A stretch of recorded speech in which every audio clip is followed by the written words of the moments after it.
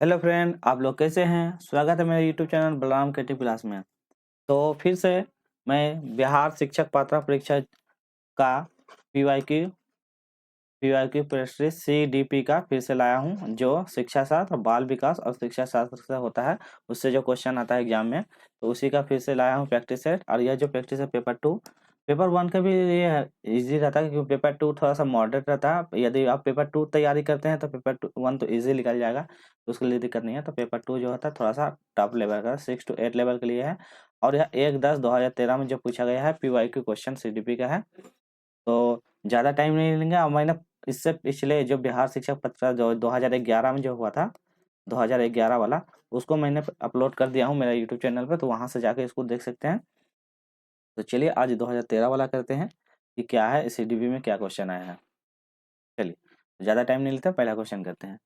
पहला क्वेश्चन है, आधुनिक युग में मानसिक स्वास्थ्य पर सबसे बुरा प्रभाव किसका पड़ता है? आपको बताना है सबसे बुरा प्रभाव ना, जो वर्तमान युग है उसमें सबसे ज़्यादा किसका प्रभाव पड़ता है। पहला ऑप्शन देखिए शिक्षा का, ऑप्शन में जीवन की अस्थिरता का, ऑप्शन में आराधना का, और ऑप्शन में भौतिकी का। तो आपको बताना है मानसिक स्तर पर सबसे बुरा प्रभाव किसका पड़ता है। तो आप लोग बताइए। आप लोगों के लिए 2 से 5 सेकंड का टाइम देंगे, उसके बाद फिर बताएंगे आंसर, ठीक है। तो चलिए इसका सही आंसर देख लेते, क्या है ऑप्शन नंबर बी, जीवन की अस्थिरता का सबसे ज्यादा बुरा प्रभाव पड़ता है। तो ऑप्शन नंबर बी हो जाएगा, जीवन की अस्थिरता का सबसे ज्यादा बुरा प्रभाव पड़ता है। और जहाँ पे एक्सप्लेन करने का रहेगा तो वहाँ पे मैं इसका एक्सप्लेन कर दूंगा, ठीक है, ताकि आपको कॉन्सेप्ट भी क्लियर हो जाएगा। चलिए क्वेश्चन नंबर 2 देख लेते हैं। लिंग का निर्धारण होता है, आपको बताना है लिंग का निर्धारण होता है। तो सबसे पहले चलते आपको एक्सप्लेन करते हैं कि आखिर लिंग का निर्धारण होता है, आखिर ये होता है क्या, ठीक है। तो चलिए उसके बारे में थोड़ा सा कर लेते हैं। देखिए पहले लिंग का निर्धारण जो होता है, एक मदर, ठीक है, एक मदर और एक होता है फादर, ठीक है। मदर और फादर के द्वारा दो गुणसूत्र, मदर में जो होता है एक्स और एक्स गुणसूत्र पाया जाता है, और फादर में एक्स और वाई गुणसूत्र पाया जाता है। जिसमें से यदि सिर्फ एक्स एक्स का जब ये कॉम्बिनेशन मिलता है तो इसमें लड़की का जन्म होता है, ठीक है। ये सभी आप थोड़ा बेसिक रखिएगा। और जब एक्स और वाई का मिलता है, एक्स वाई मिलता है, तो बॉयज का जन्म होता है, इतना ठीक है। और उसके बाद टोटल फिर एग्जाम में पूछा जाता है कि गुणसूत्र कितना होता है, तो 23 जोड़ा गुणसूत्र पाया जाता है। तो कितना, 23 जोड़ा गुणसूत्र पाया जाता है। मतलब इसको जब 2 से मल्टीप्लाई कीजिए तो कितना, 46। तो बोलेगा टोटल 46 गुणसूत्र पाया जाता है, ठीक है। तो जोड़ा में बोलेगा तो 23 जोड़ा गुणसूत्र, अब टोटल बोलेगा कितना, तो 46। इतना हो गया क्लियर। तो चलिए, तो इतना आप लोग इतना कॉन्सेप्ट समझ लिए। फिर इसका देखते हैं कि क्या क्वेश्चन में क्या कहता है। तो पहला ऑप्शन देखिए, माता द्वारा, ऑप्शन नंबर पिता के द्वारा, ऑप्शन नंबर माता पिता दोनों के द्वारा, एंड इसमें डी। तो लिंग का निर्धारण कैसे होता है आप बताइए, आपको एक्सप्लेन पहले कर दिए हैं। चलिए इसका सही आंसर क्या हो जाएगा, ऑप्शन नंबर क्या हो जाएगा, लिंग का गुणसूत्र का निर्धारण क्या था, पिता के द्वारा। क्यों होता है आपको पहले बताते हैं। क्योंकि इसमें एक्स और वाई, तो इसमें सबसे ज्यादा महत्वपूर्ण योगदान किसका, पिता का। क्योंकि पिता में एक्स वाई गुणसूत्र पाया जाता है, जबकि माता में सिर्फ एक्स एक्स गुणसूत्र होता है, इसीलिए ज्यादा दायित्व तो पिता को दिया जाता है। और ऐसे भी हम लोग को वर्तमान में क्या बोला जाता है, पिता प्रधान देश बोला जाता है, ठीक है। चलिए तो अगला क्वेश्चन करते हैं, क्वेश्चन नंबर 3। गर्भाशय, थोड़ा सा जूम कर दे रहे हैं ताकि आपको अच्छा समझ में आएगा, ठीक है। थोड़ा सा जूम कर दे रहे हैं, क्लियर समझ में आएगा। चलिए क्वेश्चन में करते हैं। गर्भाशय में शिशु संवेदनाशीलता का विकास प्रारंभ होता है। पहला ऑप्शन सिर से होता है, ऑप्शन नंबर पैर से होता है, ऑप्शन नंबर हाथ से होता है, और ऑप्शन नंबर डी संपूर्ण शरीर से होता है। तो आपको बताना है शरीर का सबसे पहले विकास कहाँ होता है, पेट में, मतलब बच्चा का सबसे ज्यादा विकास पहले क्या हाथ से होता है, बताना है। चलिए इसका सही आंसर क्या देख रहे हैं, ऑप्शन नंबर ए। तो बच्चा का जब विकास होगा तो कहाँ से होता है, सबसे पहले सबसे बच्चे बच्चा का पहले सिर का विकास होता है। उसके बाद फिर धीरे धीरे जो हाथ पैर बॉडी, धीरे धीरे वो सबका विकास। तो सबसे पहले विकास कहाँ होता है, सिर का विकास होता है, ठीक है। चलिए, अगला क्वेश्चन करते हैं 4 नंबर। जन्मोत्तर मतलब जन्म के बाद विकास की दूसरी प्रमुख अवस्था बताइए। इससे पहले मैंने ये अवस्था के बारे में बता दिया, पहला मेरे क्वेश्चन में भी आया था। तो आज इसमें भी दूसरी अवस्था पूछा है, तो आपको बताना है। पहला है गर्भावस्था, ऑप्शन में शिशुअवस्था, ऑप्शन नंबर सी किशोरावस्था, और ऑप्शन नंबर बाल्यावस्था। आपको बताना है जन्म की बाद की विकास की दूसरी अवस्था कौन सी है, आपको वो बताना है। तो चलिए सही आंसर देख लेते हैं, ऑप्शन नंबर क्या है इसका, बी। क्या बोलता है, शेषावस्था को सबसे क्या बोलता है महत्वपूर्ण अवस्था माना जाता है। क्योंकि जन्म के बाद जो ये अवस्था होता है सबसे महत्वपूर्ण अवस्था शेष अवस्था माना जाता है, ठीक है? इसमें बच्चा क्या होता है छोटी-छोटी एक्टिविटी करके वो सीखता है, ठीक है? तो शेष अवस्था सबसे महत्वपूर्ण अवस्था माना जाता है। टोटल बोल देगा अवस्था कितनी है तो 4 अवस्था, 4 अवस्था भी याद करिए। पहला होता है गर्भावस्था, शिशुअवस्था, किशोरावस्था, बाल्यावस्था इस तरह का अवस्था जाता है, ठीक है? चलिए अगला क्वेश्चन करते हैं क्वेश्चन नंबर 5। यौन परिपक्वता में महत्वपूर्ण हाथ किसका है? तो आपको बताना है यौन परिपक्वता मतलब क्या होता है? जब मैच्योर हो जाता है। मतलब 12 प्लस 12 से मतलब जब वो बच्चा क्या होता है उसको 12 से ऊपर होने वाला जो होता है उसमें क्या होता है गुण आने लगता है। फीमेल में अलग प्रकार के एक्टिविटी, मेल में अलग प्रकार की एक्टिविटी तो इसमें सबसे हाथ किसका ज़्यादा योगदान होता है? पीयूष ग्रंथि का, ऑप्शन में उपवृक्क ग्रंथि का, ऑप्शन में गाल ग्रंथि का और ऑप्शन में उपगल ग्रंथि का। तो आपको बताना है कि इसमें सबसे योगदान किसका रहता है? चलिए बताइए। तो क्या हो जाएगा सही आंसर? तो इसका हो जाएगा पीयूष ग्रंथि। पीयूष ग्रंथि का सबसे ज़्यादा योगदान होता है यही क्या होता है सेक्रेशन क्रिया को आगे बढ़ाता है जिसमें से मेल में अलग एक्टिविटी और फीमेल में अलग एक्टिविटी क्रिया एक्टिविटी दिखाई देता है। तो ये होने लगता है पीयूष ग्रंथि के कारण, ठीक है? चलिए क्वेश्चन नंबर 6 कर लेते हैं। किस परीक्षा में 10 क्या है मसीम लक्ष्य या स्याही या धब्बे होते हैं? आपको बताना है कौन सी परीक्षा में 10 मसीम लक्ष्य में या स्याही वाले धब्बे होते हैं? पहला देखिए रोसी परीक्षा, ऑप्शन नंबर 16 पीएफ परीक्षा, ऑप्शन नंबर सी ईपीक्यू परीक्षा, ऑप्शन नंबर डी एमएमपीआई। आपको बताना है इसका सही आंसर। चलिए बताइए आपको क्या हो जाएगा? तो इसका सही हो जाएगा रोसी परीक्षा, ठीक है? क्या हो जाएगा रोसी परीक्षण। आज रोकी परीक्षण होता क्या है इसके बारे में भी थोड़ा जान लेते हैं। तो ये क्या है इसमें ना मनोवैज्ञानिक मतलब साइकोलॉजिस्ट के बारे में है। जिसमें से क्या है कोई भी विषय जो भी होता है उसकी सही धब्बे आदि संबंधित जो भाषाएं होती है धारणाएं होती है उनको क्या कहता है मनोवैज्ञानिक द्वारा क्या होता है उसको समझा जाता है व्युत्पन्न किया जाता है जटिलता जो एक्टिविटी होती है उसके बारे में क्या विश्लेषण किया जाता है कैसे क्या होता है तो इसी के द्वारा तो रोसी जो परीक्षण किया जाता है इसमें क्या होता है वो सब वो तो ये किसके द्वारा किया जाता है? मनोवैज्ञानिक के द्वारा ये परीक्षण किया जाता है, ठीक है? इसीलिए इसे ये बोलता है मशीन या स्याही धब्बे वाले इस टाइप का ये बोला जाता है, ठीक है? ये अलग एक्टिविटी होता है। चलिए क्वेश्चन नंबर 7 करते हैं। व्यक्तियों के शारीरिक बीमारियों में कितने प्रतिशत तक दबाव की भूमिका महत्वपूर्ण होता है? आपको बताना है शारीरिक बीमारियों में कितना प्रतिशत दबाव की भूमिका होती है? पहला ऑप्शन देखिए 45 से 65%, ऑप्शन नंबर बी 51 से 69%, ऑप्शन नंबर 52 से 71% और ऑप्शन नंबर डी 50 से 70%। आपको सही आंसर बताना है। चलिए तो इसका सही आंसर देख लेते हैं क्या है ऑप्शन नंबर डी हो जाएगा 50 से लेकर 70%। तो ऑप्शन नंबर डी 50 से 70%।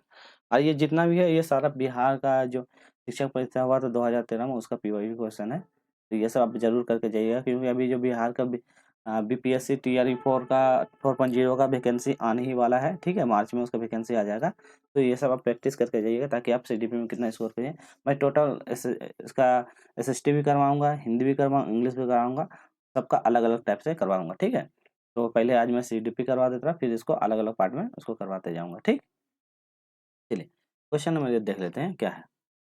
क्या है पैथोलॉजी ऑफ ब्रेन? क्या बोलता है पैथोलॉजी ऑफ ब्रेन नामक पुस्तक किसके द्वारा प्रतिपादित किया गया है? ये बताइए। पहला ऑप्शन है हॉलर के द्वारा, ऑप्शन नंबर फिलिप्स के द्वारा, ऑप्शन नंबर क्रेपिन के द्वारा और ऑप्शन नंबर बेंजामिन रस के द्वारा। तो आप बताना पैथोलॉजी ऑफ ब्रेन नामक पुस्तक का लेखक कौन है या किसके द्वारा प्रकाशित किया गया था? चलिए, तो इसका सही आंसर देख लेते हैं क्या हो जाएगा? ऑप्शन नंबर सी कैप्लिन के द्वारा। क्या है? कैप्लिन के द्वारा पैथोलॉजी ऑफ ब्रेन नामक पुस्तक का ये किया गया था। चलिए अगला क्वेश्चन देखते हैं। असामान्य मानव वैज्ञानिक के आधुनिक युग के जनक कौन थे? आपको बताना असामान्य मानव वैज्ञानिक आधुनिक युग के जनक कौन थे? पहला ऑप्शन एडलर, ऑप्शन में Sigmund Freud, option number C Jung और option number D Jean Esquirol. आपको सही आंसर बताना है। चलिए तो क्या हो जाएगा इसका सही आंसर? ऑप्शन नंबर 9 का क्या हो जाएगा सही आंसर? बी। क्या हो जाएगा? Sigmund Freud. चलिए, तो इसका ऑप्शन सही answer option number B Sigmund Freud. चलिए सिगमंड फ्राइड से भी थोड़ा-सा क्वेश्चन कर लेते हैं कि आखिर सिगमंड फ्राइड क्या है उसका क्योंकि एग्जाम में ना कुछ-कुछ पूछ जाता है कि सिगमंड फ्राइड से रिलेटिव, तो उसको थोड़ा-सा देख लेते हैं कि सिगमंड फ्राइड के बारे में क्या क्वेश्चन है, ठीक है? चलिए, तो उसके बारे में थोड़ा-सा जान लेते हैं कि सिगमंड फ्राइड कौन थे? उसका जन्म क्या हुआ? क्योंकि एग्जाम में इससे पूछता है कि सिगमंड फ्राइड का जन्म उनका हुआ, तो ये सब थोड़ा-सा पूछा जाता है, ठीक है? चलिए इसी के बारे में थोड़ा-सा देख लेते हैं कि सिगमंड फ्राइड का जन्म हुआ। तो इसका जन्म पहले देख लेते हैं। ये मतलब जन्म कब दिया, ये बुक का प्रकाशन 6 क्या है 6 मई 6 मई 1800 लेके 56 से कब 2023 सितंबर, ठीक है। 18 से लेकर 56 तक है। 1939 में। और यह कहाँ का था, ऑस्ट्रेलिया का था। तांत्रिक मनोवैज्ञानिक था और यह न्यूरोलॉजिस्ट से संबंधित था, ठीक है।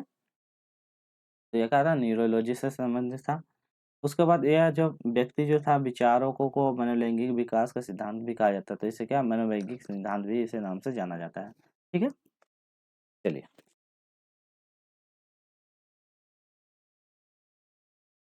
चलिए, तो इसका सही हो गया। आप चलते हैं आगे।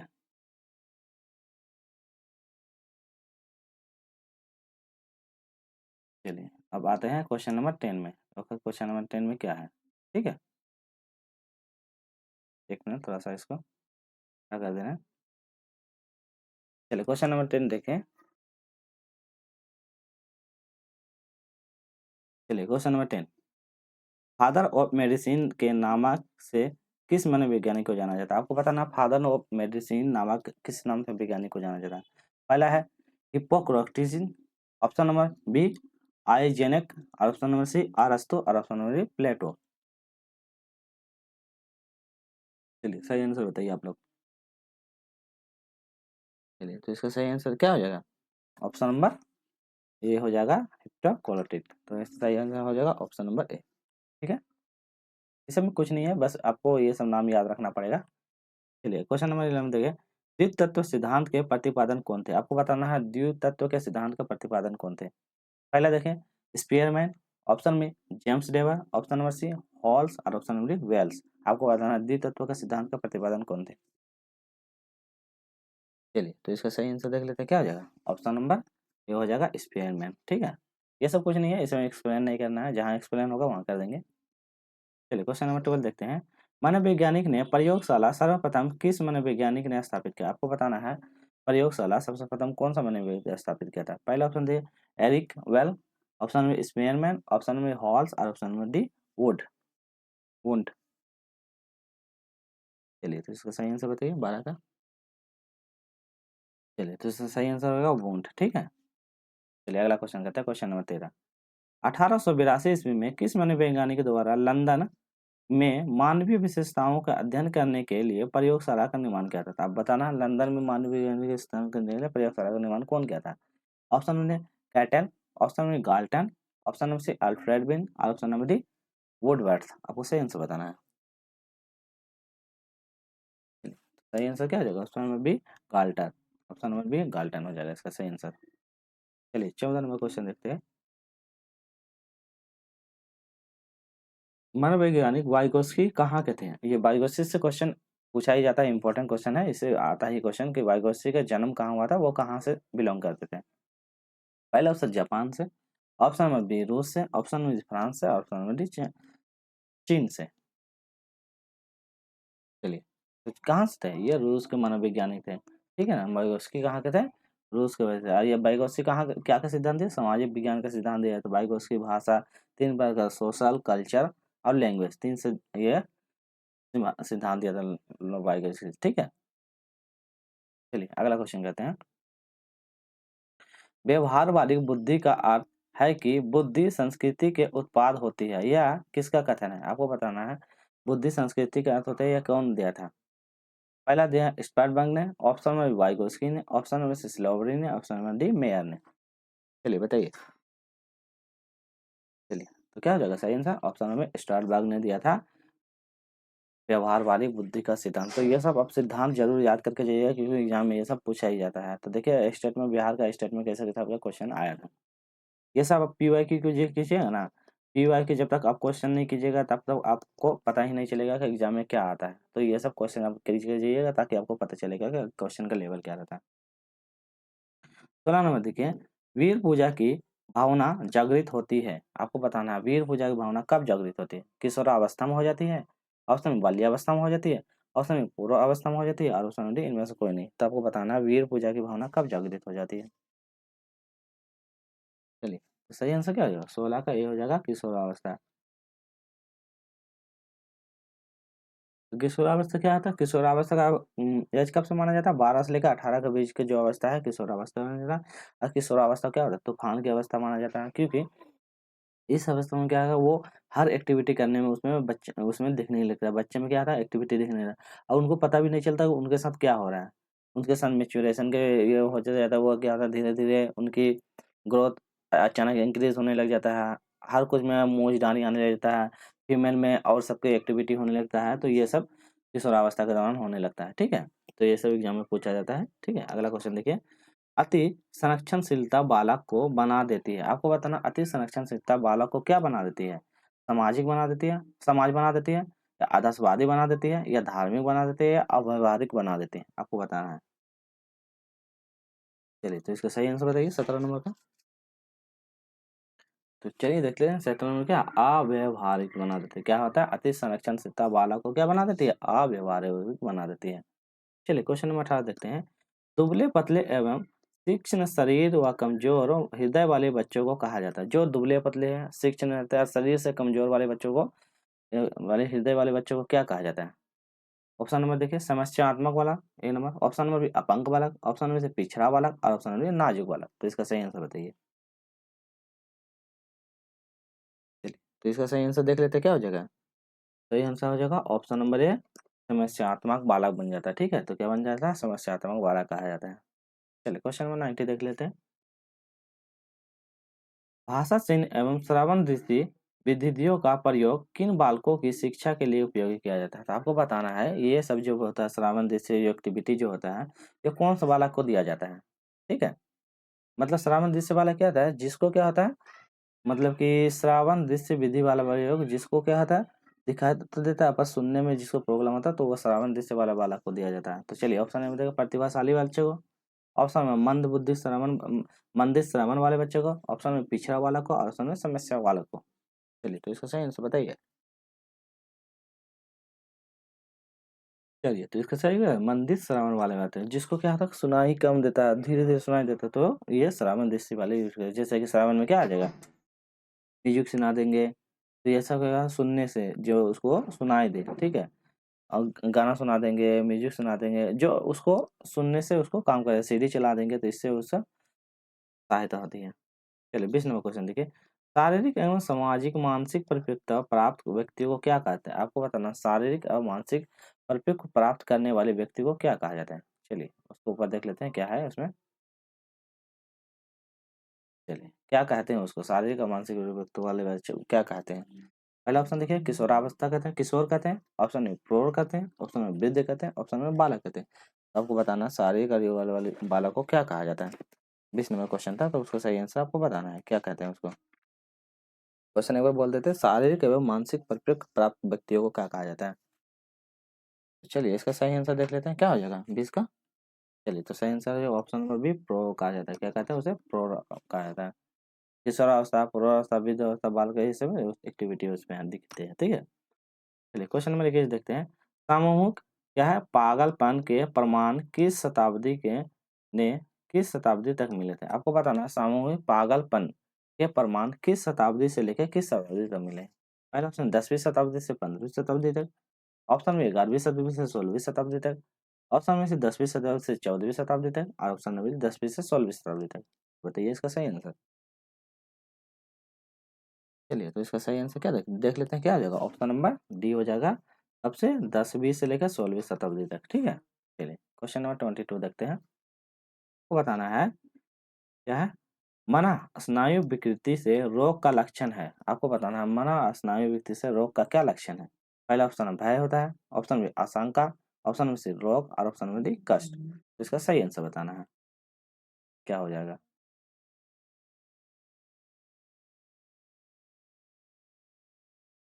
चलिए तो इसका सही आंसर देख लेते हैं क्या हो जाएगा? 22 का सही आंसर हो जाएगा ऑप्शन नंबर बी। क्या हो जाएगा? आशंका जगता है, ठीक है? आशंका दिखता है, ठीक है?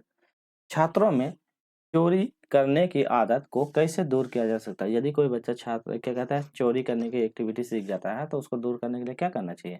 बालकों को परिशोषित देकर, ऑप्शन में उदाहरण देकर, ऑप्शन में क्या है ताड़ना देकर, और ऑप्शन में सजा देकर। तो बच्चे को जो छात्र में चोरी करने की जो आदत हो जाती है उसको दूर कैसे किया जाता है? चलिए तो बताइए इसका सही आंसर क्या आ जाएगा? उदाहरण देखिए कि बच्चों देखो ये उदाहरण है, इससे यदि चोरी करोगे तो देखो उसको क्या हुआ, जेल हो गया। यदि चोरी करोगे तो वो जेल चला जाएगा, सरकार देखे उसको पुलिस इतना मारता है। तो बच्चों क्या होता है, ये सब एक्टिविटी देख के क्या होता है, बच्चे में डर की आदत आ जाएगा, जिससे क्या होता है चोरी करने की एक्टिविटी उससे मतलब खत्म होने लगता है। मन में एक प्रकार की डर भय उसमें जागृत हो जाता है, ताकि वो उससे फिर क्या है, यदि किसी को भी यदि पढ़ाना है तो उदाहरण जब तक नहीं दीजिएगा ना तो वो अच्छे से नहीं समझ। उदाहरण दीजिए, चित्र चित्र से पढ़ाइए, उसको दिखा के या उसको एक्टिविटी करवा के करवाइएगा, तो ये सब जल्दी उसको सीखता है। तो इसको उदाहरण देके करवाएँगे, तो बच्चे क्या कहता है उसको जल्दी ये सीख जाएगा। चलिए क्वेश्चन नंबर 24 देखते हैं। अधिगम की शिक्षा में क्या योगदान है? आपको बताना अधिगम मतलब लर्निंग में शिक्षा का क्या योगदान होता है? पहला ऑप्शन है व्यवहार परिवर्तन होता है, ऑप्शन नवीन अनुभव प्राप्त करते हैं, ऑप्शन में समायोजन में आते हैं, और इनमें से सभी आपको सही बताना है कि शिक्षा का क्या योगदान होता है लर्निंग में। चलिए तो बताइए। चलिए तो इसका सही आंसर क्या रहेगा 24 का? 24 का सही आंसर हो जाएगा ऑप्शन नंबर डी, सब प्रकार का, ठीक ना? ये क्या होगा, सभी प्रकार का होते हैं। उसमें व्यवहार में परिवर्तन मतलब लर्निंग करने से क्या होता है, बच्चे के व्यवहार सिखावत करने से उसके व्यवहार में परिवर्तन होता है। नवीन नवीन नए नए ज्ञान की प्राप्ति होता है। समायोजन मतलब समायोजन में क्या होता है, वो अपने में मतलब जैसे कि ये गलत है तो उसमें क्या होता है वो संशोधन करता है। एक समायोजन होता है एकोमोडेशन, और एक होता है एसिमिलेशन। एक समायोजन और एक होता है मतलब संयोजन। एक पूर्व ज्ञान के साथ नया ज्ञान जोड़ना, आज जो नया ज्ञान है उसके साथ पुराने ज्ञान में क्या कहता है उसको एडजस्ट करना। तो एक होता है एकोमोडेशन और एक है समायोजन, एक संयोजन। उसको थोड़ा सा बता दे रहे हैं, ठीक है क्या होता है। देखिए, एक होता है एसिमिलेशन होता है, एसिमी एसिमिलेशन, ठीक है। एक एसिमिलेशन होता है और एकोमोडेशन होता है, एकोमोडेशन, ठीक है। हैंडराइटिंग मत दीजिएगा, आप ध्यान से देखिए। देखिए एसिमिलेशन एकोमोडेशन, एक एकोमोडेशन क्या है, इसमें मो मतलब मॉडिफाई, इसमें क्या है बदलाव होता है। इसमें क्या होता है बदलाव करना, ठीक है, मॉडिफाई करना। यदि आप सीख गए तो उसमें बदलाव। एसिमिलेशन मतलब जिसमें होता है कि पूर्व ज्ञान, इसमें क्या था पूर्व ज्ञान जो है आपको प्योर ज्ञान में जो मतलब कुछ सीखे हैं तो उसमें क्या कहता है इसमें बदलाव करना। और इसमें जो होता है क्या होता है नवीन ज्ञान, इसमें क्या होता है नवीन ज्ञान। तो नवीन ज्ञान इसमें अर्जित करने को एसिमिलेशन कहते हैं, और पूर्व ज्ञान के साथ बदलाव करने की प्रक्रिया को एकोमोडेशन कहते हैं, ठीक है। चलिए आगे चलते हैं। अगला क्वेश्चन देखिए 25, क्या है थकान का कारण नहीं है? आपको बताना थकान का क्या कारण नहीं है। पहला ऑप्शन देखिए नियंत्रण कार्य करते रहना, ऑप्शन में शिक्षण विधियां, ऑप्शन में से विश्राम, और ऑप्शन डी अपर्याप्त रोशनी। तो थकान का क्या कारण नहीं है, ध्यान ध्यान से देखिएगा, नहीं पूछा है। चलिए तो इसका सही आंसर देखते हैं 25 का क्या हो जाएगा, ऑप्शन नंबर सी विश्राम। तो क्या है थकान का कारण नहीं है, विश्राम नहीं है, ठीक है। चलिए क्वेश्चन नंबर 26 देखते हैं। क्या है विभेदक परीक्षण का उपयोग किस मनोवैज्ञानिक ने भारतीय अनुकूलन के अनुसार विकसित किया था? आपको बताना है विभेदन परीक्षण का उपयोग कौन से मनोवैज्ञानिक भारतीय अनुकूलन के अनुसार किया था। पहला ऑप्शन देखिए हॉरिस, ऑप्शन में वलास, ऑप्शन में जेपी गिलफोर्ड, ऑप्शन में जेएम ओझा। तो इसका सही आंसर बताना है 26 का। चलिए तो इसका क्या हो जाएगा 26 का सही ऑप्शन नंबर डी जेएम ओझा, ठीक है जेएम ओझा। चलिए क्वेश्चन नंबर 27 देख लेते हैं क्या है, किस अभिक्षमता को एसएसटी के नाम से जाना जाता है? आपको बताना कौन सी अभिक्षमता है जिसमें एसएसटी के नाम से जाना जाता है। पहला ऑप्शन है विभेदक अभिक्षमता, ऑप्शन में सामान्य अभिक्षमता, ऑप्शन में आर्म सार्वजनिक अभिक्षमता, और ऑप्शन में व्यावहारिक अभिक्षमता। तो आपको बताना है एएमटी के नाम से जाना जाता है, एएसटी के नाम से जाना जाता है। चलिए तो बताइए तुम्हारे समय का सही आंसर क्या हो जाएगा, ऑप्शन नंबर डी क्या हो जाएगा आर्म सर्विसेज अभियंता के नाम से जाना जाता है, ठीक है। चलिए क्वेश्चन नंबर 28 देखते हैं। प्रारंभ में आत्मा का प्रयोग किस शास्त्र में किया गया था? आपको बताना आत्मा का प्रयोग कौन सा शास्त्र में किया जाता है। तो पहले ऑप्शन देखिए अर्थशास्त्र, ऑप्शन में दर्शन शास्त्र, ऑप्शन में समाज शास्त्र, और ऑप्शन में शिक्षा शास्त्र। तो इसका सही आंसर बताना है। चलिए बताइए तो क्या हो जाएगा सही आंसर, ऑप्शन नंबर बी दर्शन शास्त्र में क्या होता है आत्मा का प्रयोग के बारे में, इसको आत्मा का प्रयोग के बारे में बताया जाता था। चलिए क्वेश्चन नंबर 29 देख लेते हैं क्या है, किस अभिप्राय अपने व्यवहार को नियंत्रित करने से है? आपको कौन सा अभिप्राय बताना है कि व्यवहार को नियंत्रित करने से संबंधित है। आत्मनियंत्रण पहला ऑप्शन है, ऑप्शन में भी आत्मानुदेश, ऑप्शन में आत्म प्रबंधन, और ऑप्शन में आत्म अभिव्यक्ति। तो इसका सही आंसर बताना है क्या हो जाएगा। तो सही है ऑप्शन नंबर ए 29 का ऑप्शन नंबर ए हो जाएगा आत्मा का नियंत्रण। यदि आपको वीडियो कैसा लगा तो वीडियो लाइक शेयर सब्सक्राइब जरूर कीजिएगा। और फिर भी अब इसके बाद 2013 में जो हो गया, अब इसका फिर बिहार टेट का जो फिर क्वेश्चन बनता है दूसरा, उसको फिर लाने की कोशिश करेंगे। तो आपको मेरे चैनल को लाइक से सब्सक्राइब करना है। तो इतना ही, फिर मिलते हैं नेक्स्ट वीडियो में। टेक केयर, बाय बाय, अपना ध्यान रखिएगा। चलिए तो मिलते हैं नेक्स्ट वीडियो में, आज का यही रहा, ठीक है। और जो कोई भी बिहार टीचर का प्रैक्टिस करना चाहते हैं तो मैं अपना यूट्यूब चैनल पे पूरा फ्री ऑफ कॉस्ट सारा पीवाईक्यू जितना भी बनता है मैं सारा उसका पीवाईक्यू करवाऊँगा। प्लीज़ मेरे चैनल पे जुड़िए। सारा जितना भी होता है Bihar, CTET, UP TET, TET, JEE TET जितना भी बनता है सबको मैं टॉपिक वाइज़ सीडीपी एक रहेगा, उसी के अंदर हर टॉपिक को मतलब बिहार ये जो एग्ज़ाम आते जाता है उसको सब कैटेगरी वाइज़ करके उसको मैं सारा करवाते जाऊँगा। तो प्लीज़ चलिए तो मिलते हैं, ज़्यादा कुछ नहीं, आज के लिए इतना ही। कल मिलते हैं फिर नेक्स्ट वीडियो में। Take care, bye bye.